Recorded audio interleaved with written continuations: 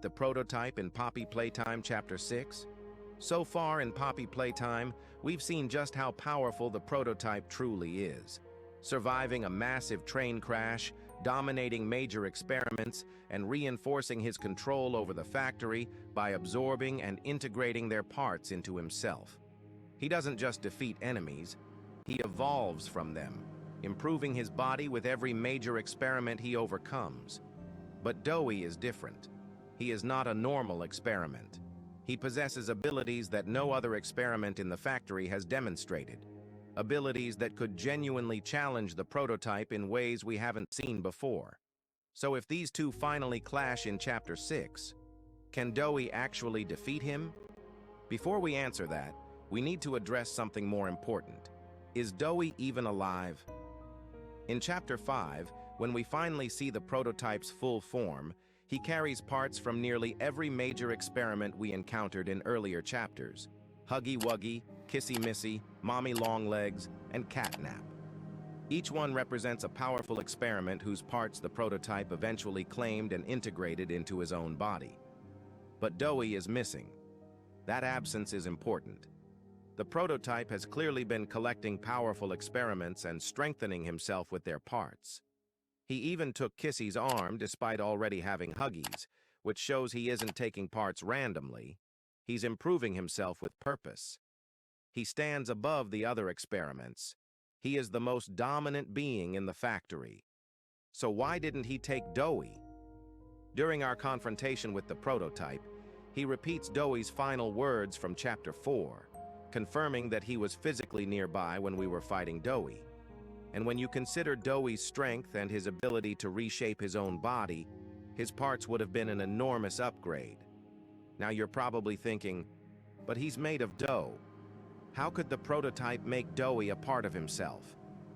However, in Chapter 5, the negation compound presentation explains that the poppy gel allows different types of material to be attached and made functional.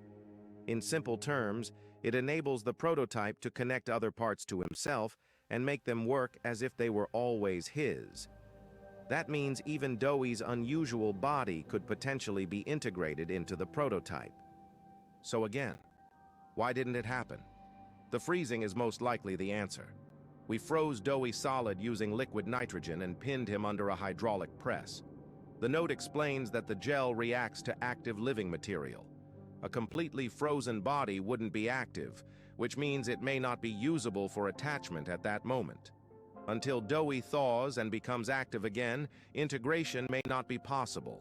That could explain why the prototype didn't take him. Dooughey was frozen solid and pinned beneath a hydraulic press, and moving him would have been nearly impossible, especially considering he weighs around 900 pounds. In that condition, the prototype may have also believed he was already dead. And we've already seen that Dooughey can recover from extreme damage. During the fight, we froze him 3 separate times and hit him with the spinning cutter each time. Even after that, he thawed and came back. The third time, he melted down completely and stopped moving. We thought he was finally dead, but just as we were about to scan our hand, he suddenly came out of nowhere and captured us. At the end of Chapter 4, he was hit with multiple liquid nitrogen blasts at once, far more than before. That freeze will likely last much longer. However, based on what we've already seen, once enough time passes and the ice melts, there is still a real possibility that he reforms again. In his final moments, he apologized and showed regret, proving his calmer side still exists. If he returns, it's very likely he won't come back as an enemy, but as an ally. And in Poppy Playtime, when deaths aren't clearly confirmed, characters often return. Huggy fell and later came back. Harley Sawyer appeared gone and returned digitally. Kissy seemed dead and reappeared. So Dooughey returning would follow that same pattern. Now let's look at our possible allies. We have Giblet, but physically, he is nowhere near strong enough to challenge the prototype. If he faced him directly, he would likely faint from fear alone. Huggy and Kissy might return in Chapter 6, and that possibility is strong. I've already made a full video explaining that, so make sure to watch it after this one. But aside from them, Dooughey is the most logical major ally remaining, which makes it very reasonable to believe he could return and eventually confront the prototype to protect us. Now let's assume he does return. If Dooughey and the prototype fight directly, who wins? Chapter 5 confirms something very important. The prototype does have a weakness. Earlier, Giblet explains that everyone who tried to take him down failed. However, he also says that Playtime conducted extensive studies on the prototype, and that the real scientific data about him still exists somewhere inside the factory. Later, after we find the note titled Negation Compound Presentation and give it to Giblet, he mentions a master backup system where all the detailed information about the prototype should be stored.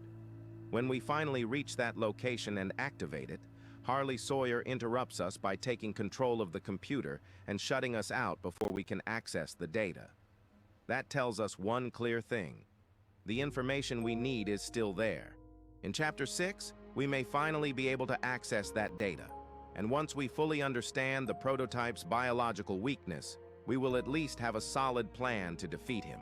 So yes, the prototype can be defeated. But what happens in a true one-on-one fight? From Chapter 4, we know that Dooughey is made entirely of living, shape-shifting dough. He has no traditional organs, no fixed structure, and no clear weak point. That alone gives him an enormous durability advantage. The prototype, on the other hand, is built around a metal skeleton reinforced with grafted biological parts. From a structural standpoint, Dooughey is far more difficult to permanently damage, and that's only the beginning. Dooughey can reshape himself at will. In his massive form, he is comparable in size to the prototype. He can stretch his body, attack from underground, launch clay-like projectiles, and move rapidly across surfaces. In terms of raw physical versatility, Dooughey holds several combat advantages. However, the prototype possesses something just as dangerous: confirmed regeneration. As Giblet explains, the prototype is heavily infused with the pink gel. Even if he were cut in half, he would physically put himself back together and continue functioning. We have seen him cling to walls, move at extreme speeds, and survive a catastrophic train crash.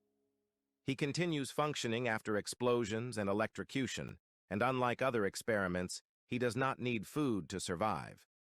That gives him a significant endurance advantage. At the same time, damaging Dooughey is not straightforward. You cannot leave a lasting wound on living dough. If the prototype attempts to stab him, Dooughey can compress, reshape, or absorb the impact and immediately counterattack. And if Dooughey manages to tear off part of the prototype's body, that piece would not automatically return. The prototype would need to physically reconnect and restore it before continuing the fight, which gives Dooughey a clear opening to pressure him. Now let's clearly break down the weaknesses. The negation compound presentation confirms that there is a chemical capable of rendering the restorative gel inactive, effectively shutting down the system that allows the prototype to regenerate. We understand what this compound does, but we still do not know its formula. That is exactly why we were trying to access the master backup with Giblet, because it most likely contains the detailed research Playtime conducted on the prototype. Meanwhile, Dooughey's weakness is much more straightforward: extreme cold. Liquid nitrogen was able to freeze him solid before. When frozen, his body becomes immobile and his structural stability stops functioning properly. And then there's intelligence. The prototype is highly strategic. He observes situations, manipulates outcomes, and avoids unnecessary direct confrontations. Instead of relying only on raw strength, he uses the factory's layout and systems to his advantage. That mindset gives him a significant edge within the factory environment. So this battle does not come down to strength alone. Dooughey has physical dominance, strong adaptability in combat, and no vital organs. The prototype has regeneration, endurance, and superior strategy. The outcome ultimately depends on who disables the other's biological advantage first. In a completely fair, direct physical fight, Dooughey likely has the edge. In Chapter 4, the prototype avoids a direct confrontation with Dooughey. misdirects him in the tunnels, and moves on to carry out his plan to destroy Safe Haven. That suggests he preferred strategy over engaging Dooughey head-on, which implies Dooughey is extremely dangerous in close combat. But this is still the prototype's territory. Inside the factory, he understands the environment better than anyone. He could lure Dooughey into nitrogen traps or immobilize him using machinery. We have already seen that liquid nitrogen can freeze Dooughey solid. In a controlled setting, the prototype could potentially win through careful planning rather than brute force. So in a straight physical clash, Dooughey most likely overpowers him. In a strategic factory conflict, however, the prototype becomes far more dangerous. And once we discover the full negation compound formula in Chapter 6, everything changes. If we uncover the prototype's exact biological weakness, Dooughey and the player together might finally be able to defeat him. But with Harley Sawyer's digital return, things could become even more complicated. Chapter 6 may reveal the weakness without fully ending the conflict, leaving the prototype alive and setting up a final confrontation in Chapter 7. But what do you guys think? If Dooughey returns, who truly wins in a direct fight, Dooughey or the prototype? Let me know down in the comments.